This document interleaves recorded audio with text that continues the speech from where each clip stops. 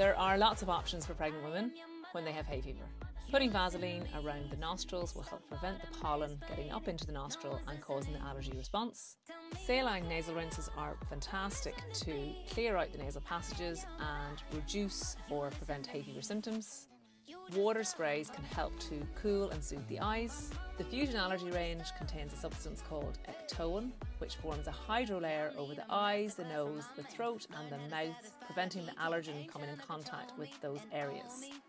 Becco Defence works in the nasal passage like this too. Pregnant women can use steroid nasal sprays and antihistamine tablets, but they'll probably need a prescription from the doctor.